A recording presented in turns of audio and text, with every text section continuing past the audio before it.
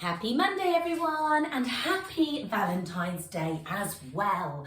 So, spotlight on pelvic floor release. We have worked on the pelvic floor for the last 2 weeks in a row. I've done a spotlight on to build strength in the pelvic floor, but actually we don't want a very tight pelvic floor that isn't able to release, because then you can't contract it very well. So you've got to be able to have that release and contract, that length strength relationship in a muscle. So pelvic floors are the same. So you really need your pelvic floor, once you have worked it, to feel as though you can at least release it and connect with it and let it go as well. So I'm going to give you 4 ways today. There's loads of ways we can release pelvic floor, but I'm going to focus on 4 today. So number 1, simply breathing. Okay, if you feel like you've got a tight pelvic floor, if your pelvic floor struggles to let go, you might be holding tension all day without realizing, because let's be honest, we are holding some tension, an element of tension in that muscle, because we are holding all our organs in all day. Okay, but you might be gripping your bum, you might be clenching your inner thighs. You might find that actually all you need to do is try and relax, take some time out, build some awareness. Okay, so the breathing can help with that, number 1. So I want you to just do this. Relax wherever you are, sit yourself nice and upright, stand upright, take a really deep breath down, so you're breathing into your pelvic floor, and as you exhale, just relax as well. Just let that breath come out, and do that again. So you're taking a lovely deep breath in, and you're getting as far in as you can with that breath.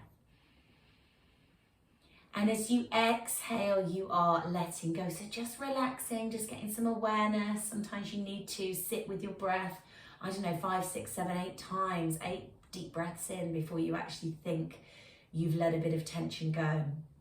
So breathing in as deep as you can, not breathing up here into the neck and shoulders, really trying to get down into the tummy, into the pelvic floor and into the lower back.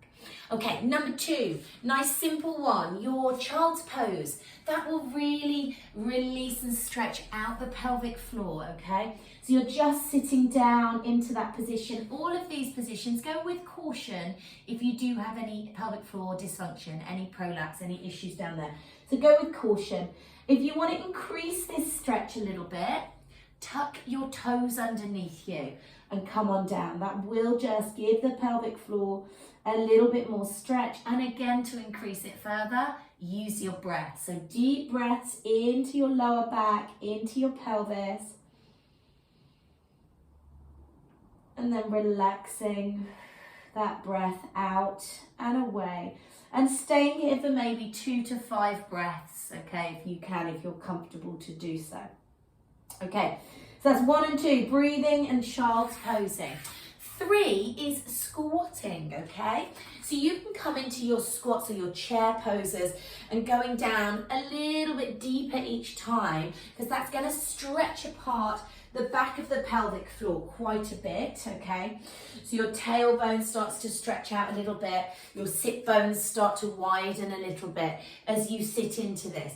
And then when you get a little bit more comfortable with that, you can take it, turn your toes out a little bit, you can take it into a deep squat hold. So you're coming all the way down as far as you can. Again, go with caution with any of these, opening up the knees, and if it's not comfortable, don't do it.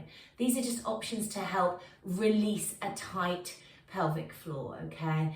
And it is great to keep the muscle flexible, to keep the muscle so that it can really relax, so that it can really contract, okay? And again, I would hold it for 3 to 5 breaths in that position. And then your final one is a bit of a funny one. You'll enjoy it. It's a heel beat or a heel bash. Okay, so again, go with caution. Please don't do this on a full bladder, okay? But you are simply, if you think about the heels landing on the floor, a soft floor is nicer. So this gym floor is quite nice. And you're just bang, bang, bang, bang, bang. Just banging your heels onto the floor, okay? Just giving yourself a little bit of a wake up. You will feel this. It will start to release your pelvic floor. Again, don't do it when you're really desperate for a wee, okay? Just do it when you're comfortable, and do it if it feels good, okay? But these are nice ones to do if you've been doing those pelvic floor holds, maybe for about 30 seconds or so. Do these heel beats or heel bashes or heel bangs, whatever you want to call them, and then relax it, relax it, relax it. And that should give you 4 options, 4 ways to help release your pelvic floor. One of those should feel comfortable, one of those should work for you.